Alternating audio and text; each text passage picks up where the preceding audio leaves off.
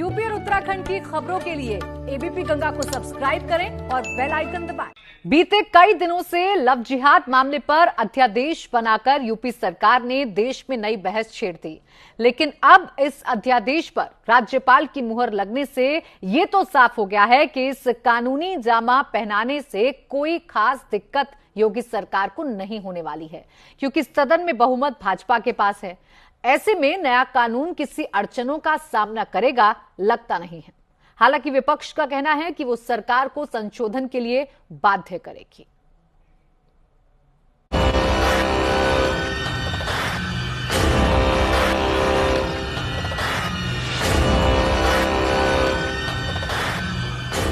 Love जिहाद के खिलाफ उत्तर प्रदेश ने मारी बाजी।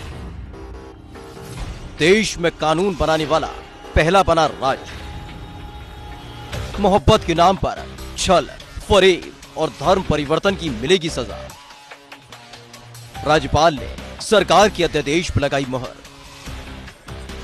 मोहब्बत के नाम पर नाम बदलना, झांसा देना और खासकर अपनी पहचान छिपाना और शादी के लिए जबरन दबाव डालना, धर्म बदलना जैसे मंसूबे रखने वालों का इंतजार अब जेल की सलाखें करेंगे। ऐसे लोगों का ठिकाना अब उनका घर नहीं बल्कि पुलिस का थाना और जेल की कोठरी होगी। आखिरकार यूपी में वो कानून आज से प्रभावी हो ही गया। उत्तर प्रदेश विधि विरुद्ध धर्म संपरिवर्तन प्रतिषेध अध्यादेश 2020 पर राज्यपाल की मुहर लग गई। इसने अब कानून की शक्ल अख्तियार कर ली है। यह ऐसा मसला रहा जिसने सियासत कर्म रखने में अहम भूमिका निभाई। हालांकि ये सियासत है, मौका देखकर माहौल बनाने में देर कहां लगती है। अब जरा विपक्ष के इस बयान को सुन ले, सब कुछ समझ में आ जाएगा। समाजवादी पार्टी ऐसे किसी कानून के पक्ष में नहीं, पूरी तरीके से विरोध करेगी समाजवादी पार्टी, और सरकार से ये पूछेगी कि किसान की आय बढ़ाने वाला कानून सरकार कब ला रही है। उत्तर प्रदेश में लोग उम्मीद करते थे भारतीय जनता पार्टी किसानों की आय दुगुनी करने कानून लाएगी।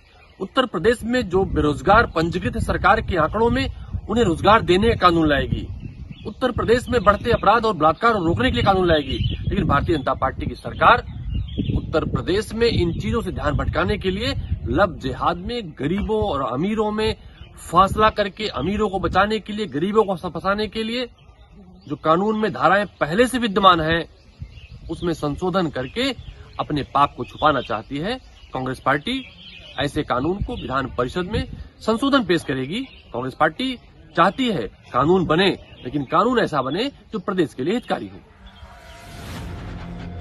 तो सुना आपने, अखिलेश यादव कहते हैं कि वो इस कानून का समर्थन नहीं करते, जबकि कांग्रेस का कहना है कि जब सत्र शुरू होगा तो इससे लेकर संशोधन पेश करेंगे।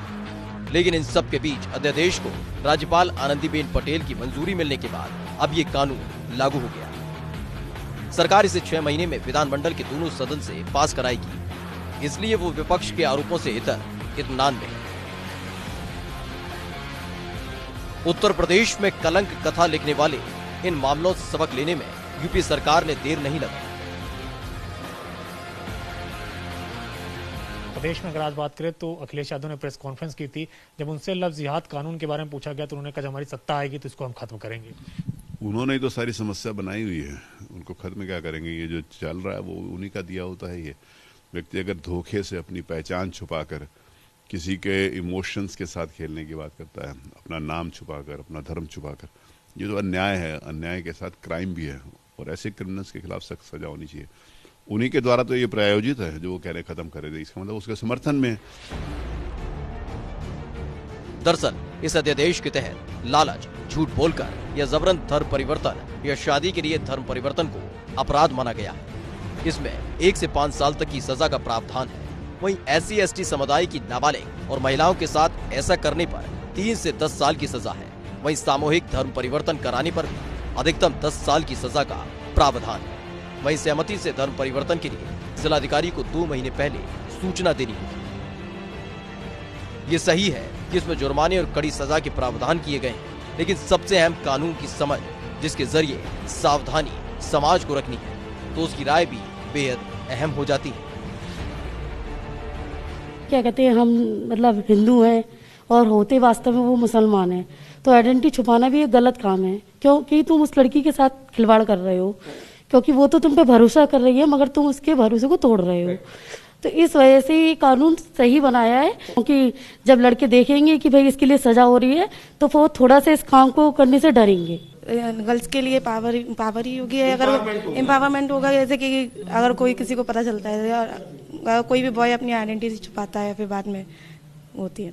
डर बना रहता था कि वो करें या ना करें, तो इसके लिए अगर गवर्नमेंट कोई प्रीमाइसेस ला रही है तो ये हमारे लिए प्लस पॉइंट रहा है कि जो हम प्रेफर करते। तो मन में बहुत सारी डर होती थी कि क्या करेंगे क्या नहीं करेंगे, इस तरीके की बहुत सारी बातें आती थी कि जैसे अपनी जो भी अपनी कास्ट होती है उसको चेंज करना या करा देना ज़बरदस्ती, या अपने धर्म को छुपा करके और शादी कर लेते थे, बाद में ये ओपन होता था तो हत्याएं हो जाती थी, तमाम तरीके की प्रॉब्लम क्रिएट होने लगती थी। नियम आए बहुत अच्छी चीज़ें हैं, जो लड़कियां अनसेफ समझती थी वो अब सेफ हो गई, क्योंकि आज के जनरेशन में हर लोग अपने फ्रीडम के हिसाब से चलते थे, बट ये नियम आ जाने से हर लोग कंफर्टेबल जोन में हो गए कि एक चीज अच्छा है कि ये नियम आने से सब सेफ है। अब ये गुनाह गैर जमानती होगा।